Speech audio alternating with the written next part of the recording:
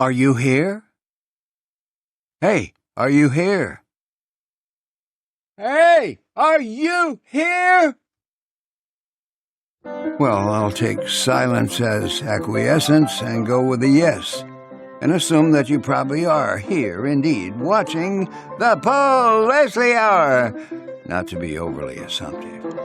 We're going to take you today to a 16,000-acre tract called Hobcaw Barony.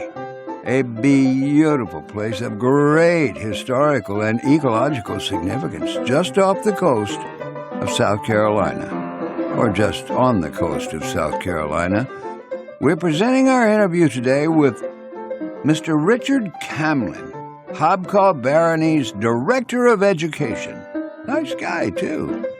Hey, you can be extra nice as well if you subscribe to the Paul Leslie Hour on YouTube and Facebook, and like, comment, follow, subscribe.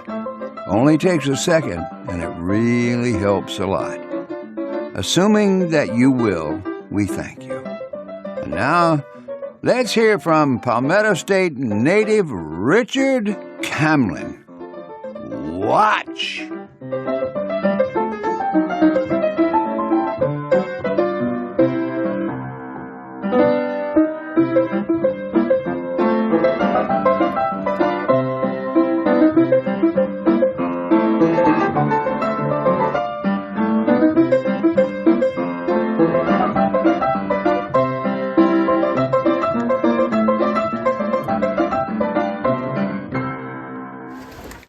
Well, Richard Camlin, we're here at Hobcaw Barony.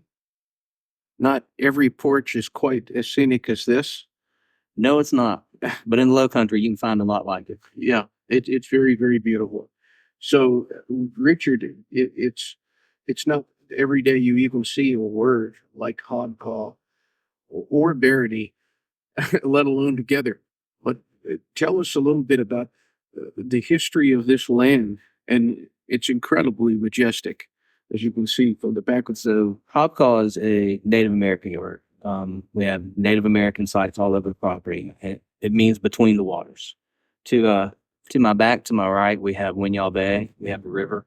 Off to my left, about 6 miles away, we have the ocean. So Hobcaw is a peninsula that is literally between the waters. And we also, with Barony, it was a King's Grant, an English grant. In the simplest definition, it's 12,000 acres of land granted to the Lord's proprietors to make profit from the crown. So, Richard, I want to find out a little bit about you.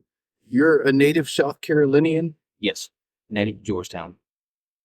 So tell me a little bit about your family and your roots. My grandfather's family came from Williamsburg County, but my father grew up in Georgetown. My mother grew up in North Carolina, but they restored a pre-revolutionary house in Georgetown, which we still have today. And so, I grew up and the tour train would ride by and I'd be 5 years old on the front steps. I'd say, "I'll come on in." And my mom was always so grateful that nobody ever took me up on that. Well, we don't hear that word, as I said. Barony, what exactly does that mean? It's it just an English land grant, 12,000 acres. There were 8 lords proprietors and they were granted a barony. And your title sort of said how many baronies you had. I think it's Landgrave had 4. I think Cacique had 2. And if I might not be right on this one, but I think if your title was baron, you had 1. So tell me about the first time you became familiar with these lands. I always knew about it growing up. But my 5th grade teacher used to bring students out here, but she didn't start until the year after my class graduated. So my first trip out here was for my interview with Bellbrook's last partner, Alice Severn. And I spent the entire day touring the property, eating lunch, hearing great stories. Planted all the way through. It's got a little evergreen, but you can still kind of see a little bit every now and then.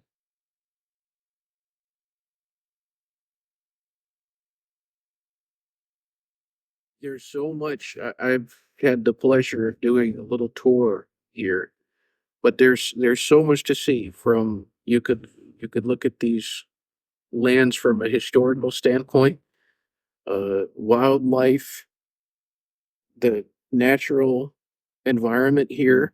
What would you say your favorite part of Hobcaw is? The quietness, but in terms of location, North Inlet, the salt marsh is so beautiful. The undeveloped beach that we have. So if it's boat season, that's my favorite. If it's winter, Belfield, where Bellbrook had her home, because it's just the setting is so serene and peaceful there, and beautiful. Yeah, certainly beautiful. How many total buildings on the entire property that you say there are? We have 37 historic structures on the property. Two main houses that belong to the Baruchs. We have 5 superintendents' houses that were built by the Baruchs. We have 4 slave villages that have multiple buildings in some cases. And then there are a few other structures that we have as well. What is the oldest building that's found here? 1840. 3 of the slave cabins that we have in Friendfield Village date to 1840.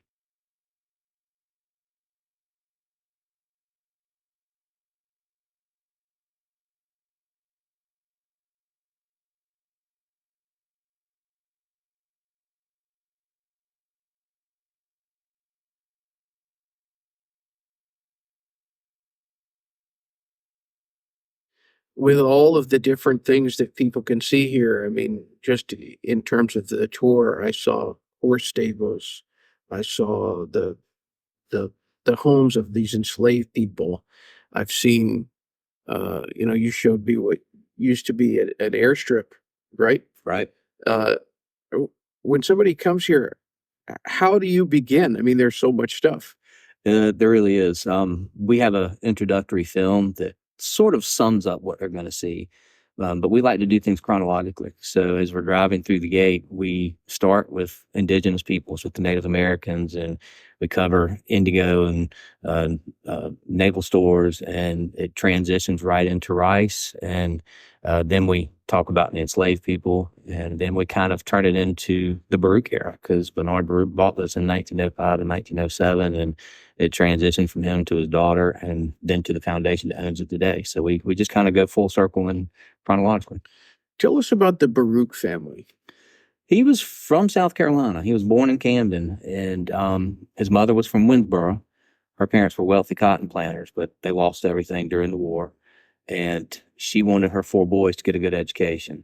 And she encouraged her husband, who was a physician, never had a large amount of money to speak of, but was a physician, that she wanted her boys to get an education. So they moved north, New York City, when Bernard Baruch was 10 years old at the time.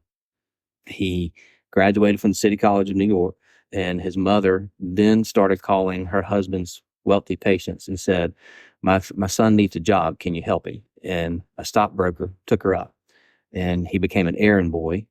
He made $3 a week. And by the time he was 25, he was a partner in a different brokerage firm. And by the time he was 30, he was a millionaire several times over. He went to his father and he said, "I've done it. I'm a millionaire." And his father said, "Well, that's nice, but until you've used your resources to help other people, what good is it doing you?" And being that they were Jewish, he was trying to plant the seed for him to give back a little, which he did his entire life.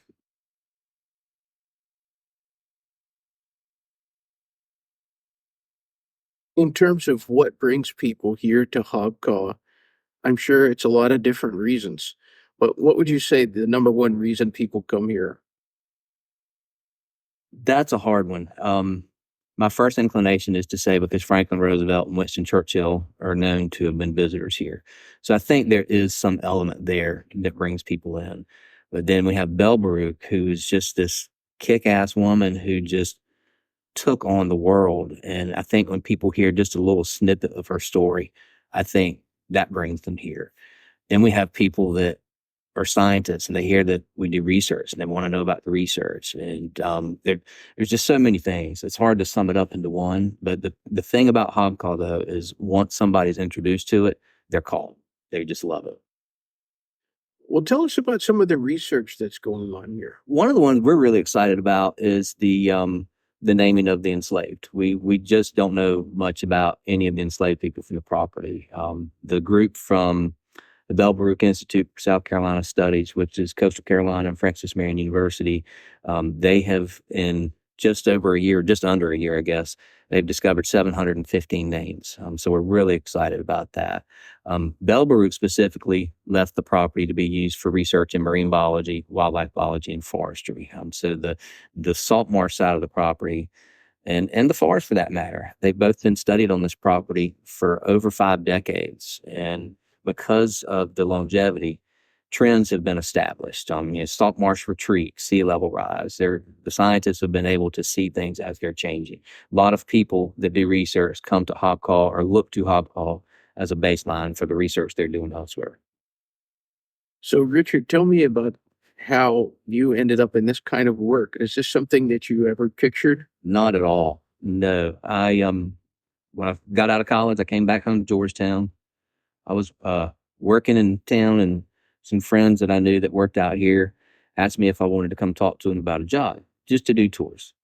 It wasn't really high on my list, but I thought, well, I'll come see it. So I came out, and as soon as the gate opened, I fell in love. And then Ella Severn, who was Bell's last partner, interviewed me, and she became like a grandmother to me. I loved her. So I just stayed on 27 years later. So no more, no, your ideas of being a lawyer. Long gone. Long gone. I'm so much happier doing this. You know a lot about the history here, and you mentioned a couple of names already of people very, very known throughout history. Winston Churchill, Franklin Delano Roosevelt. Tell us about some of the other people who have set foot on this land. It's kind of interesting if you looked at the guest books through the years. In the beginning, it's more of your banker and Wall Street type people. It graduated into not business, writers and politicians. And Mr. Baruch had this deal where he would, if he backed you as a politician, you were pretty much guaranteed to win. He would give you a check to cover your campaign costs, and he would invite you to Hobcaw, and then he'd tell you his ideas. He expected you to go back wherever you just got elected and put his ideas into play. And then kind of show business people. But just to throw out some names, I typically say a who's who of the 20th century, but Jack London, H.G. Wells, Irving Berlin, Elmer Bradley, General Marshall, Paderewski, Hedda Hopper, Kitty Carlisle. My cousins who grew up on the property remember Tex and Jinx coming out to the property. They remember Helen Keller coming to the property. So a broad range of people. Mr. Baruch knew everybody. And then Bell knew a lot of people too, but Bell was more of a close-knit friend type person. Irving Berlin. Mm-hmm. Yep. He was a somewhat frequent visitor here. And then we can't say that he played the piano in the house because it was at Bell's house, not this house. But it'd be nice to be able to say that, but can't do it. Well, people can't see from this angle, but it's quite an impressive house. Tell us about this house. This one was built in 1930 and 31. There was a house here prior that caught fire a little bit after Christmas of 1929. Mr. Baruch was going to close up shop, and that was it. But his friends who loved coming here decided that they needed to pressure him because they knew the fun would be over. They wouldn't be coming here anymore.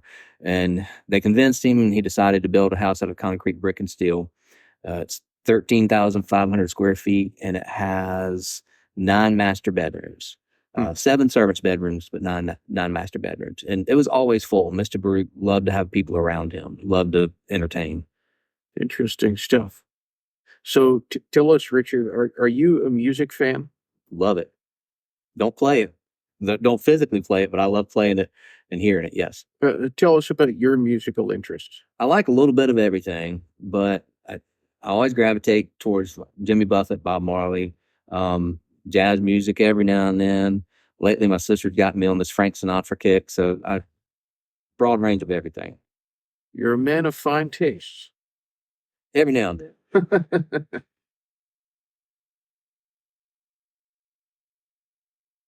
Well, tell us, we got connected through the world of Jimmy Buffett, and it's always interesting when that happens. Tell us a little bit about your Buffett story. So I went to high school in Georgetown, and one of my friends happened to be Jimmy Buffett's step nephew, really. And He came in one day and he said, he said, Jimmy Buffett's my uncle, and we're having a family reunion in Charleston. You want to go? We're going to go to a concert too. I was like, yeah. And at the time, I thought Jimmy had this song called Dance to the Left, Dance to the Right.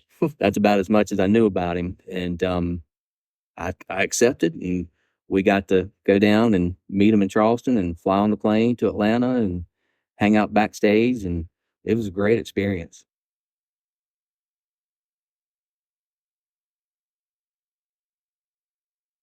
You have a favorite Buffett song? That's hard to narrow down.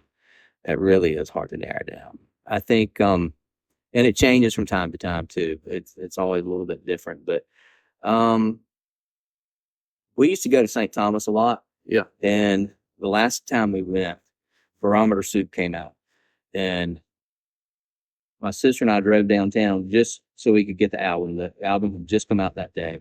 And on the way back, just following my wake, that was playing. And just every time I hear any song from that album, it makes me think of that last trip. So I like those songs a lot, but I do pretty much like all of them. Barometer Soup's a great album, but I was sure you were going to say The Prince of Tides. Did not come to mind, but had it come to mind, I would have probably said that. That is one of my favorite songs. I loved hearing him play that whenever he was here. It was great. And my mother, my godmother went to school with Pat Conroy. And so my mother got to meet him, and then I actually got to meet him, and we got to talk about it a little bit. But that is a great song. Well, what was Pat Conroy like? It's a long story, but when I told him who I was, he stood up he was doing a book signing for hundreds of people. But when I told him who I was, he stood up and he shook my hand. And my godmother was murdered, and so he knew all about that. He just said that was such a tragic story. And so when he signed my book, he said, "Great love." I don't know if he does that for everybody or not, but just great. It was a very brief encounter, but it was great to finally get to meet him. You told me a story about when you got to host, or whatever you want to call it, be as a guide for a very interesting party of people. Yes, Jimmy's wife, she called me a few years ago. She was coming down with some of her friends for her birthday. And her brother called me, said, "Can we work something out?" And then Jane called me, and I planned their trip, and I got to show them a little taste of the Low Country, which Jane was all too familiar with, but the people that she brought were from California, a couple of actresses and editors and things like that. And so I got to show them a little bit of what we have here. It's pretty irresistible when people come to the Low Country for the first time. It really is. It is. It's just such a different place from everywhere else.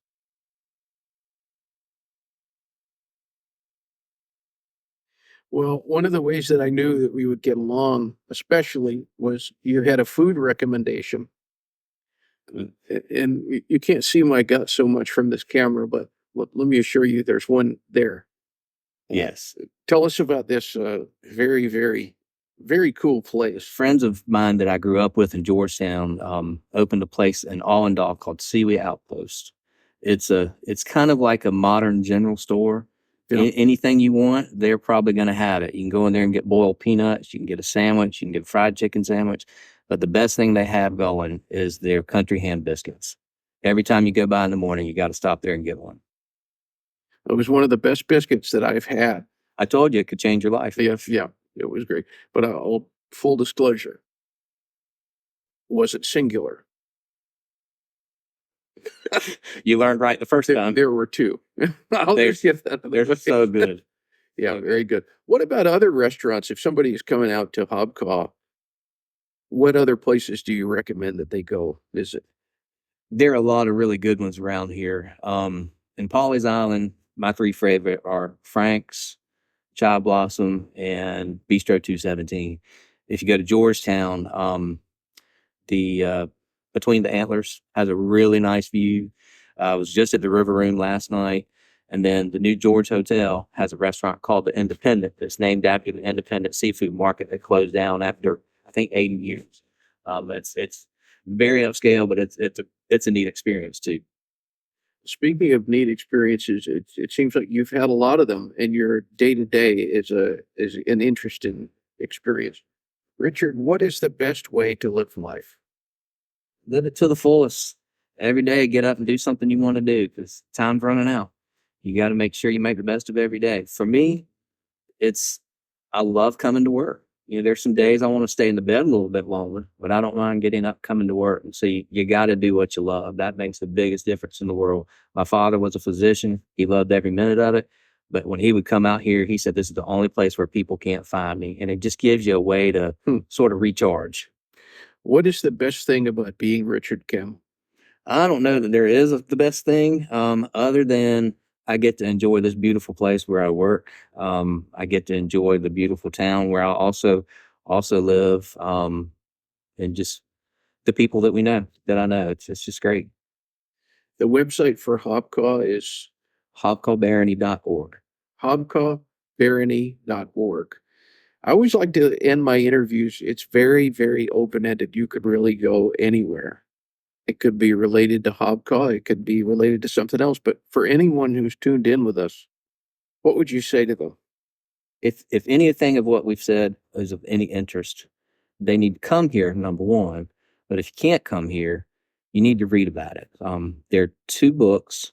One is called Plantation Between the Waters by Lee Brockington that has 150 of our historic photographs in. You can see more of them in our archives online. But the biography of Belle Baruch is called Baroness of Hobcaw. It will really give you a taste of what this is all about.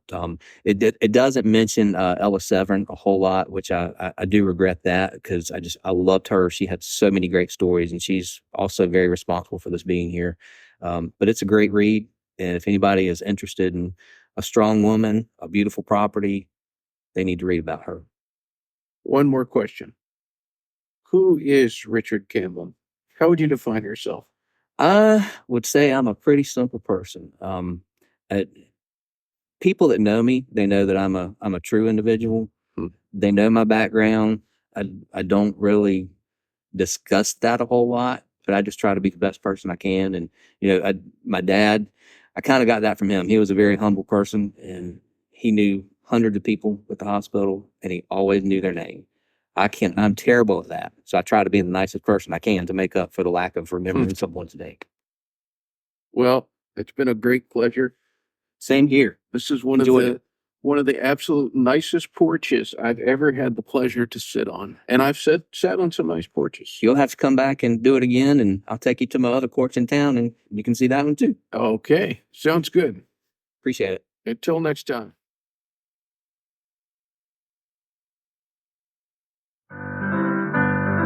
We thank you and appreciate you dropping in for the Paul Leslie Hour today.